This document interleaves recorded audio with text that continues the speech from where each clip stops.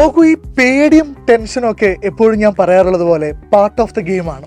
നമ്മൾ അത്യാവശ്യം പഠിക്കുന്നുണ്ടെങ്കിൽ, നമ്മൾ അത്യാവശ്യം ബുദ്ധിമുട്ടുന്നുണ്ട്, ശ്രമിക്കുന്നുണ്ടെങ്കിൽ ആ ടെൻഷൻ സ്വാഭാവികമായിട്ട് വരുന്ന കാര്യമാണ്. അതിന് നിങ്ങൾ കംപ്ലീറ്റ് ആയിട്ട് അവോയ്ഡ് ചെയ്യണമെന്ന് നോക്കണ്ട, അതിനെ എംപ്രേസ് ചെയ്യാൻ ശ്രമിക്കുക. ആൻഡ് ഒരുപാട് ടെൻഷനായിട്ട് നിങ്ങൾ എന്ത് ചെയ്യരുത്, പരീക്ഷ കൊളാക്കരുത്. അല്ലാതെ ചെറിയ ടെൻഷനൊക്കെ ഓക്കെയാണ്. ആൻഡ് സൈലത്തിലെ മുഴുവൻ ടീമും നിങ്ങളുടെ കൂടെയുണ്ട്, നാച്ചു സാർ നിങ്ങളുടെ കൂടെയുണ്ട്. അടിപൊളിയായിട്ട് നമ്മൾ ഈ ഇംഗ്ലീഷ് എക്സാമിന് പഠിക്കും. നോക്കൂ, ചോദ്യത്തിൻ്റെ പാറ്റേണിനെ കുറിച്ചാണ് നിങ്ങൾ ചോദിക്കുന്നതെങ്കിൽ നമുക്കറിയാം ഏകദേശം 36ഓളം ചോദ്യങ്ങളാണ് പരീക്ഷാ പേപ്പറിൽ ഉണ്ടാവുക. 2.5 മണിക്കൂർ കൊണ്ട് നമ്മൾ ഈ ചോദ്യങ്ങൾ മുഴുവൻ അറ്റംപ്റ്റ് ചെയ്യണം. ആൻഡ് ഓപ്ഷൻസ് ഉണ്ട്, ചില ചോദ്യങ്ങൾ ഓപ്ഷൻസ് ആണ്. ആൻഡ് 40 മാർക്കിലോളം ഡിസ്കോഴ്സുകളാണ് ചോദിക്കാറ്. അപ്രിസിയേഷൻ ഉൾപ്പെടെ, നറേഷനും റൈറ്റപ്പും ഡയറിയൊക്കെ ഉൾപ്പെടെ 40 മാർക്കിന് ഡിസ്കോഴ്സുകൾ വരുന്നു. ഏകദേശം 20ഓളം മാർക്കിന് കോംപ്രിഹെൻഷൻ ടൈപ്പ് ക്വസ്റ്റ്യൻസ്, അതായത് 1 വേർഡ് ക്വസ്റ്റ്യൻസ് ചോദിക്കുന്നുണ്ട്. ദെൻ 20 മാർക്കിന് ഗ്രാമർ ചോദ്യങ്ങളാണ്. 6ഓളം ഗ്രാമർ ടോപ്പിക്കിൽ നിന്ന് 20ഓളം ചോദ്യങ്ങൾ. സോ ഇതാണ് ഇതിൻ്റെ ഒരു പാറ്റേൺ. 40 + 20 + 20. നല്ല ചോദ്യമാണ്. ഇത്രയും കാലം നിങ്ങൾ പഠിച്ചിട്ടുണ്ട് എന്നെനിക്കറിയാം. ഒന്നും പഠിക്കാത്ത, ഒരു ഐഡിയയും ഇല്ലാത്ത ഒരു കുട്ടിയും ഈ വീഡിയോ കാണുന്നില്ല എന്നെനിക്കറിയാം. ഇനി അങ്ങനെ ആരെങ്കിലും ഉണ്ടെങ്കിലും ഇനി എങ്ങനെ പഠിക്കണം എന്ന് ചോദിച്ചു കഴിഞ്ഞാൽ ആദ്യം നിങ്ങൾ ചെയ്യേണ്ടത് ടെക്സ്റ്റ് ബുക്ക് ഒരു റൗണ്ട് വായിക്കുക എന്നുള്ളതാണ്. എന്നാൽ ടെക്സ്റ്റ് ബുക്കിൽ ഒരുപാട് സമയം എന്ത് ചെയ്യരുത്, സ്പെൻഡ് ചെയ്യരുത്. കാരണം നമുക്ക് ഏകദേശം 40ഓളം മാർക്കിന് ചോദ്യങ്ങൾ വരുന്നത് ഡിസ്കോഴ്സുകളിൽ നിന്നാണ്. സോ നിങ്ങളുടെ നോട്ട്ബുക്കുകളും സൈലത്തിൻ്റെ ക്ലാസ്സുകളും സൈലത്തിൻ്റെ കോണ്ടന്റ് വീഡിയോസൊക്കെ കണ്ടിട്ട് നിങ്ങൾ ആ ഡിസ്കോഴ്സുകളൊന്ന് സ്ട്രോങ് ആക്കി വെക്കുക. പിന്നെ രണ്ടാമത്തെ കാര്യം എന്ന് പറയുന്നത് ഗ്രാമർ ക്വസ്റ്റ്യൻസ് ചെയ്ത് പഠിക്കുക. ആൻഡ് ഇതൊക്കെ എങ്ങനെ ചെയ്യും, ഇതൊക്കെ എങ്ങനെ പഠിക്കും എന്നൊക്കെയാണെങ്കിൽ നിങ്ങൾ പേടിക്കേണ്ട. ഇന്ന് വൈകുന്നേരവും നാളെ വൈകുന്നേരം ഒക്കെ ആയിട്ട് സൈലത്തിൻ്റെ SSLC ചാനലിൽ 2 മെഗാ മാരത്തൺസ് നടക്കുന്നുണ്ട്. അവിടെ ഈ പറയുന്ന മുഴുവൻ കാര്യങ്ങളും നമ്മൾ പഠിക്കും. ഓക്കെ, ഏത് ചാപ്റ്ററിനാണ് വെയിറ്റേജ് കൂടുതൽ, ഇമ്പോർട്ടൻസ് കൂടുതൽ കൊടുക്കേണ്ടത് എന്നുള്ളത് ഒരു വർഷം മുമ്പൊക്കെ ചോദിക്കുകയാണെങ്കിൽ എനിക്ക് കൃത്യമായിട്ടൊരു ഉത്തരം ഉണ്ടായിരുന്നു. Adventures in a Banyan Dream, then Project Tiger, The Best Investment Ever Made, Scholarship Jacket, Vanka. പക്ഷേ ആ പാറ്റേൺ ഒക്കെ ചെറുതായിട്ടൊന്ന് മാറിയിട്ടുണ്ട്. അതുകൊണ്ട് എല്ലാ ചാപ്റ്റേഴ്സിനും ഇമ്പോർട്ടൻസ് കൊടുത്ത് നമ്മൾ പഠിക്കണം.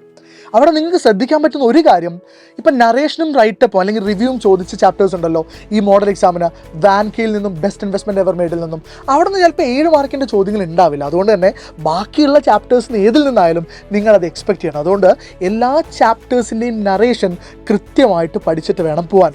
അവിടെ നിങ്ങൾ ഈ മൈ സിസ്റ്റർ ഷൂസ് ഉൾപ്പെടെയുള്ള ചാപ്റ്റേഴ്സിൻ്റെ റിവ്യൂ പോലെയുള്ള ചോദ്യങ്ങൾ പഠിക്കണം. കാരണം അത് നമ്മൾ എക്സ്പെക്റ്റ് ചെയ്യുന്നുണ്ടാവില്ല, അത് ചിലപ്പോൾ ക്വസ്റ്റ്യൻ പേപ്പർ ഇടുന്ന ആൾക്കറിയാം. അപ്പോൾ അതുകൊണ്ട് ആ രീതിയിൽ എല്ലാ ആംഗിളിൽ നിന്നും നമ്മൾ എന്ത് ചെയ്യണം, പഠിക്കണം. സോ ഏത് ചാപ്റ്ററാണ് ഇമ്പോർട്ടൻറ്റ് എന്ന് ചോദിച്ചു കഴിഞ്ഞാൽ I am sorry to say എല്ലാ ചാപ്റ്റേഴ്സും ഇമ്പോർട്ടൻ്റ് ആണ്. മൈ സിസ്റ്റർ ഷൂസ് ഉൾപ്പെടെ അതിൻ്റെ റിവ്യൂ കാര്യങ്ങളൊക്കെ നമ്മൾ ലൈവിൽ ഡിസ്കസ് ചെയ്യുന്നുണ്ട്. ഓക്കെ, നോക്ക്, നമുക്ക് ഏകദേശം ഒരു ധാരണയുള്ള കാര്യം, നമുക്ക് 3 സെറ്റുകളായിട്ടാണ് ഡിസ്കോഴ്സുകൾ ചോദിക്കാം. ആദ്യത്തെ സെറ്റിൽ 7 മാർക്കിൻ്റെ ഒരു ഡിസ്കോഴ്സാണ് അല്ലേ. അത് നറേഷൻ ചോദിക്കാം, റൈറ്റപ്പ് ചോദിക്കാം, റിവ്യൂ ചോദിക്കാം. പക്ഷേ ഇതിൻ്റെയൊക്കെ ബേസ് എന്ന് പറയുന്നത് നിങ്ങൾക്ക് എല്ലാ കഥകളുടെയും എല്ലാ സ്റ്റോറിയുടെയും ഒരു നറേഷൻ അറിഞ്ഞിരിക്കുക എന്നുള്ളതാണ്. അത് നിങ്ങളുടെ ചോദ്യത്തിനനുസരിച്ച് എങ്ങനെ ഓൾട്ടർ ചെയ്യാം എന്ന് നമുക്ക് എന്ത് ചെയ്യാം, പഠിക്കാം. അടുത്തൊരു സെറ്റ് എന്ന് പറയുന്നത് 5 മാർക്കിൻ്റെ ചോദ്യങ്ങളാണ്. 3 ചോദ്യങ്ങൾ തന്നിട്ടുണ്ടാവും. അതിൽ 2 ചോദ്യങ്ങളാണ് നിങ്ങൾ എഴുതേണ്ടത്.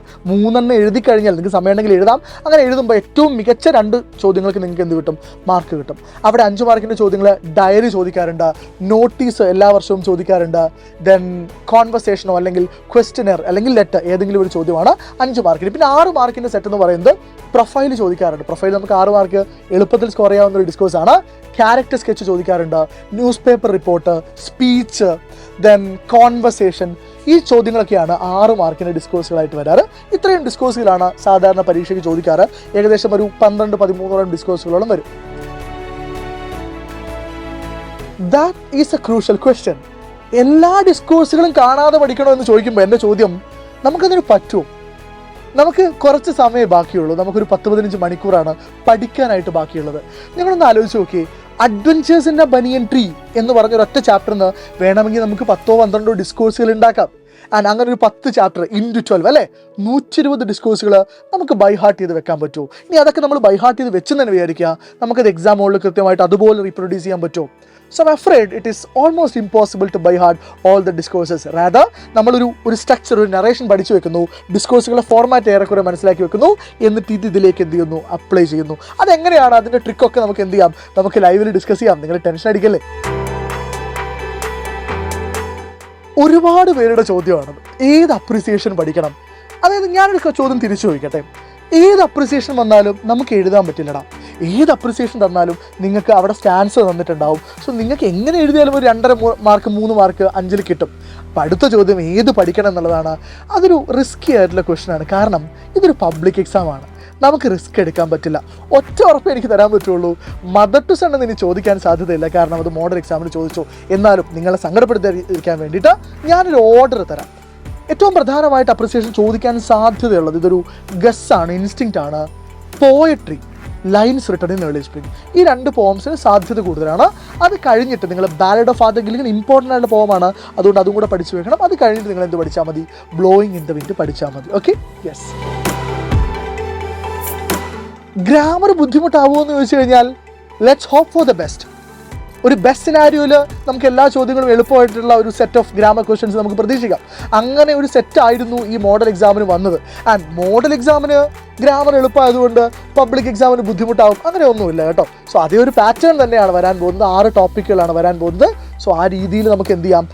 പ്രതീക്ഷിക്കാം. ആൻഡ് എഗെയിൻ നമ്മളെപ്പോഴും ഒരു വേഴ്സ്റ്റ് കേസ് സിനാരിയോ എക്സ്പെക്ട് ചെയ്തിട്ട് പഠിക്കാം, അല്ലേ? നമ്മളിപ്പോൾ ഇന്നായാലും നാളെ ആയാലും ഒക്കെ ലൈവിൽ ഡിസ്കസ് ചെയ്യാൻ പോകുന്നത് ഏറ്റവും സിമ്പിളായിട്ടുള്ള ഗ്രാമർ ചോദ്യങ്ങൾ മുതൽ കോംപ്ലിക്കേറ്റഡ് ആയിട്ടുള്ള ചോദ്യങ്ങൾ വരെ ഡിസ്കസ് ചെയ്യും. അത് നമ്മൾ ചെയ്ത് പഠിക്കും. സോ ലൈവ് കാണുന്നൊരു കുട്ടിക്ക് ആ ചോദ്യങ്ങൾ എങ്ങനെ ചെയ്യാം എന്നുള്ളൊരു ഐഡിയ കൃത്യമായിട്ട് ഇന്നും നാളെയായിട്ട് കിട്ടും. അതുകൊണ്ട് ടെൻഷൻ ആവണ്ട, ഗ്രാമർ നമ്മൾ ഒരുമിച്ച് ഗംഭീരമായി ടാക്കിൾ ചെയ്യും. ഗ്രാമർ എങ്ങനെ പഠിക്കുമെന്നുള്ള ചോദ്യത്തിന് ക്ലാസിക്കായ ഒരു ഉത്തരവേ ഉള്ളൂ: ചെയ്ത് പഠിക്കുക, maximum number of questions practice ചെയ്യുക. നമ്മൾ ഒരുപാട് തിയറി പഠിച്ചിട്ട് കാര്യമില്ല. തിയറി ഓക്കെയാണ്, ഇമ്പോർട്ടൻ്റ് ആണ്, ബേസ് ആണ്, പക്ഷേ ക്വസ്റ്റ്യൻസ് പ്രാക്ടീസ് ചെയ്യണം. And there is a saying in English: don't practice until you get it right, practice until you can't get it wrong. അതായത് നിങ്ങളൊരു ഗ്രാമർ ചോദ്യം പഠിക്കേണ്ടത് ഏതെങ്കിലും ഒരു പ്രാവശ്യം ശരിയാവുന്നത് വരെയല്ല, മാക്സിമം നമ്പർ ഓഫ് ക്വസ്റ്റ്യൻസ് എന്ത് ചെയ്യുക? സോൾവ് ചെയ്ത് പഠിക്കണം. അത് നിങ്ങൾക്ക് ഒറ്റയ്ക്ക് ചെയ്യാൻ ബുദ്ധിമുട്ടാണെങ്കിൽ നിങ്ങൾക്ക് ലൈവിലേക്ക് വരാം. ലൈവിൽ നമ്മൾ എന്ത് ചെയ്യും? ഞാനും നിതിൻ സാറും നിങ്ങളെ ക്വസ്റ്റ്യൻസ് ചെയ്ത് പഠിപ്പിക്കും. നിങ്ങൾക്ക് തെറ്റാൻ സാധ്യതയുള്ള സ്ഥലങ്ങളൊക്കെ കൃത്യമായി നിങ്ങൾക്ക് പോയിന്റ് ഔട്ട് ചെയ്ത് തരും. So we will do it together, don't worry. തീർച്ചയായിട്ടും നമ്മുടെ Xylem SSLC ചാനലിൻ്റെ പ്ലേലിസ്റ്റിൽ പോയി കഴിഞ്ഞാൽ നിങ്ങൾക്ക് SSLC 2024 റിവിഷൻ എന്ന് പറഞ്ഞൊരു പ്ലേലിസ്റ്റ് കാണാം. അതിൽ പ്രധാനപ്പെട്ട എല്ലാ ചാപ്റ്റേഴ്സിൻ്റെയും ഗ്രാമർ ടോപ്പിക്സിൻ്റെയും വീഡിയോസ് കൃത്യമായി അടുക്കി വെച്ചിട്ടുണ്ട്. സോ നിങ്ങൾക്ക് എന്ത് ചെയ്യാം? ഇപ്പം തന്നെ പോയിട്ട് അത് ചെക്ക് ചെയ്യാം. ഓക്കെ, എന്താണ് നമ്മുടെ പ്ലാൻ എന്നാണെങ്കിൽ നമുക്കൊരു 1.5 പ്ലാൻ ഉണ്ട് എന്ന് നിങ്ങളുടെ ഫ്രണ്ട്സിനോടൊക്കെ നിങ്ങൾ പോയിട്ട് പറയണം. സിമ്പിളാണ് കാര്യങ്ങൾ. മാർച്ച് 6-ാം തീയതിയാണ് പരീക്ഷ. മാർച്ച് 4-ാം തീയതിയും മാർച്ച് 5-നും വൈകുന്നേരം കൃത്യം 7:30 നമുക്ക് 2 മാരത്തൺസ് ഉണ്ട്. ഈ പറയുന്ന മുഴുവൻ ചാപ്റ്റേഴ്സും ഏകദേശം 14 ഡിസ്കോഴ്സുകളും 10ഓളം ഗ്രാമർ ടോപ്പിക്കുകളും ഗംഭീരമായി നമ്മൾ പഠിച്ചെടുക്കും. ആൻഡ് ഇന്ന് വൈകുന്നേരത്തെ ലൈവിൽ നമ്മൾ ഗ്രാമർ ക്വസ്റ്റ്യൻസ് ചെയ്ത് പഠിക്കും. അതിൻ്റെ കൂടെ ഞാൻ നേരത്തെ പറഞ്ഞില്ലേ, നമ്മൾ എല്ലാ ചാപ്റ്റേഴ്സിൻ്റെയും നറേഷൻസ് എഴുതി പഠിക്കണം.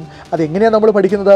ഓരോ നറേഷൻസും അല്ലെങ്കിൽ റൈറ്റപ്പും പഠിക്കുമ്പോൾ അതിൽ A+ പോയിൻറ്റ്സുകൾ കൂടെ ഞാൻ നിങ്ങൾക്ക് പറഞ്ഞു തരും. നമ്മൾ ക്രിസ്മസ് എക്സാമിന് ഇത് ഗംഭീരമായി പഠിച്ച് നന്നായിട്ട് സ്കോർ ചെയ്തിട്ടുണ്ട്. അതേ മെത്തേഡ് നമ്മൾ എന്ത് ചെയ്യാൻ പോവാണ്? നമ്മൾ ഇവിടെയും കൂടെ അഡോപ്റ്റ് ചെയ്യാൻ പോവാണ്. സോ അടിപൊളിയായിട്ട് ഈ 2 ലൈവിലും നമ്മൾ പഠിക്കണം. 14 ഡിസ്കോഴ്സുകൾ, 10 ഗ്രാമർ ടോപ്പിക്കുകൾ, 10ഓളം നറേഷൻസ് എല്ലാം നമ്മൾ എന്ത് ചെയ്യും? ഈ 2 ലൈവുകളായിട്ട് പഠിക്കും. സോ നമ്മുടെ പ്ലാൻ റെഡിയാണ്, സ്ലൈഡുകൾ റെഡിയാണ്, എല്ലാ തയ്യാറെടുപ്പുകളും റെഡിയാണ്. നിങ്ങൾ തയ്യാറാണോ എന്നുള്ളതാണ് ചോദ്യം. ആൻഡ് മകളെ, നമ്മൾ ഒരുപാട് കാര്യങ്ങൾ, ചോദ്യങ്ങളുടെ ഉത്തരങ്ങൾ പറഞ്ഞിട്ടുണ്ട്. ആൻഡ് ഒരു കാര്യം കൂടെ പറഞ്ഞിട്ട് ഈ ഇൻ്റർവ്യൂ അവസാനിപ്പിക്കാമെന്ന് എനിക്ക് തോന്നുന്നു. വേറെ ഒന്നുമല്ല, ഈ ഒരു വർഷം കടന്നുപോയത് നിങ്ങൾക്കും എനിക്കും വളരെ വേഗത്തിലായിരുന്നു. നമ്മൾ ഒരുപാട് കാര്യങ്ങൾ പഠിച്ചു. നമ്മൾ ലാംഗ്വേജിലും ഗ്രാമറിലൊക്കെ നമ്മൾ ഇമ്പ്രൂവ് ചെയ്തു. ആൻഡ് നമ്മുടെ അവസാനത്തെ ലാപ്പാണിത്, അവസാനത്തെ എക്സാമാണ്, ഏറ്റവും പ്രധാനപ്പെട്ട പരീക്ഷയാണ്. അതും നമ്മൾ ഒരുമിച്ച് പ്രിപ്പയർ ചെയ്യും, ഒരുമിച്ച് നേരിടും, ഗംഭീരമായി സ്കോർ ചെയ്യും. I love you everyone. I will see you at the live. Thank U.